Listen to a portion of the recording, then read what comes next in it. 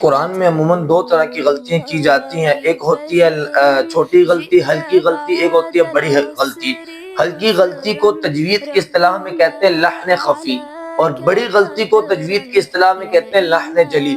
اور یاد رکھیں، پہلے آپ سمجھ لیں کہ لحن خفی کا حکم کیا ہے۔ اگر کوئی آدمی تجوید کے اعتبار سے قرآن میں ہلکی غلطی کر لے تو وہ فرمایا کہ ایسی غلطی مکروہ ہے۔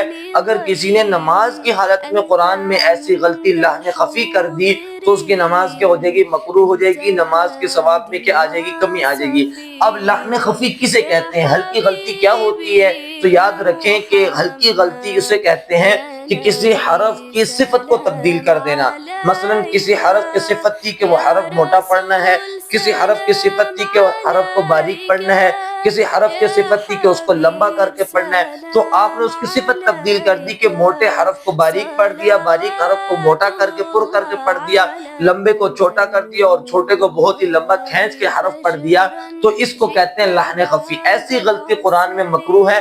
اگر نماز کی حالت میں کسی نے ایسی غلطی کر لی تو اس کی نماز کیا ہو جائے گی؟ مکروہ ہو جائے گی۔ اس کی میں مثال سورۃ الفاتحہ سے آپ کے سامنے پیش کی ہے کہ سورۃ الفاتحہ کے اندر الحمدللہ رب العالمین، اب دیکھیں را جو ہے نا، را یہ قاعدے کے مطابق، کیونکہ را کا قاعدہ ہم نے پڑھا کہ را کے اوپر زبر آ جائے تو را کو پر اور موٹا پڑھتے ہیں، لیکن را کے قاعدے کے مطابق را کو پر پڑھنا چاہیے۔ اب غلطی کیا ہوتی ہے؟ عمومی اس کو باریک پڑھ دیتے ہیں، الحمدللہ رب العالمین، رب کو نہیں رب بھی پڑھ دیتے ہیں، تو را کی صفت تبدیل ہو جاتی ہے۔ تو ایسی غلطی قرآن کے اندر مکروہ ہے، اور نماز کی حالت میں اگر کسی نے ایسی غلطی کر دی تو نماز کیا ہو جائے گی؟ مکروہ ہو جائے گی۔